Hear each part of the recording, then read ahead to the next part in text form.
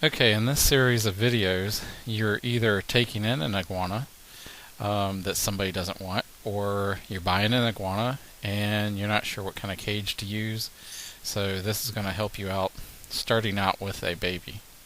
Now, maybe you got in a cage with the animal that somebody left or didn't want, and you can see the cage is made out of pine wood, metal screening, there's terrible lighting, wood substrate at the bottom.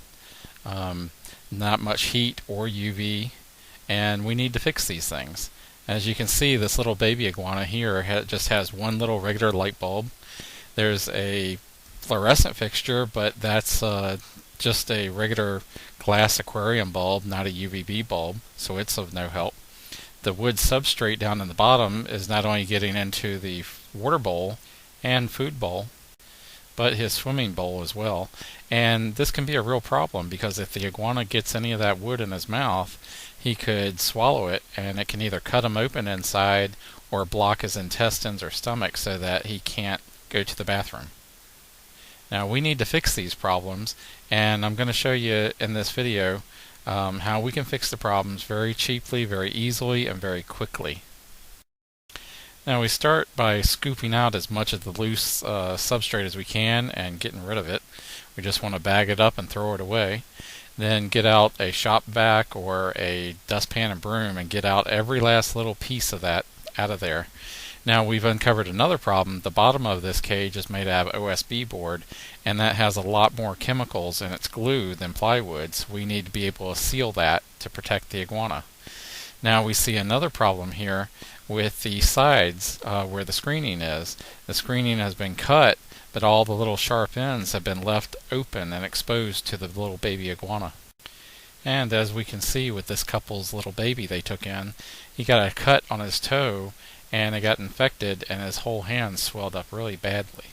Now not only that, but as he climbed around, the base of his tail was being poked by some of those spikes, and he was getting all kind of skin damage.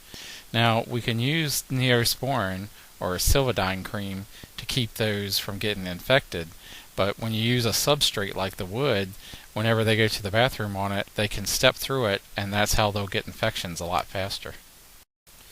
Now as a quick fix, we'll go ahead and take some duct tape and put it over the sharp edges of the screening just as a quick fix until we can go out and buy some wood trim to put over that to make it permanently safe.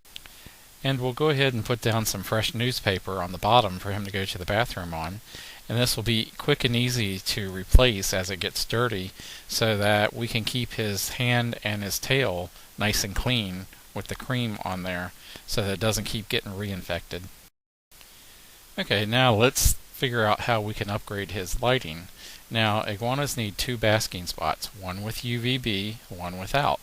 And the way we're going to test to see how much we need as far as wattage for lights is we're going to take three soft white lights, 60, 100, and 150 watt, and we're going to test them. We're going to put them in the basking light fixture, and we're going to measure from the basking light to where the iguana's basking spot is.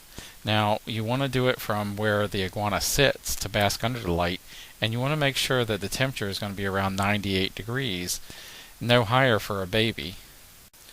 But as we test, we don't want to use our iguana because we don't want them to get burned. So you can see here I use just a pillow that has the same thickness as the iguana, and I measure from the top of the pillow to the bulb to make sure that the wattage puts out the right amount of heat. Now it may take a couple of different bulbs. It may take a UVB and a basking light bulb side by side to get the right temperatures, or for the second basking spot it may just take one halogen bulb to get the right basking temperatures in the second basking spot, the one without UVB. Now to save this couple some money, we're going to reuse their old fixtures, which you can see they have a ceramic based dome fixture, and they also have a fluorescent tube fixture. But we're also going to have to buy a couple more to do the lighting properly on this cage.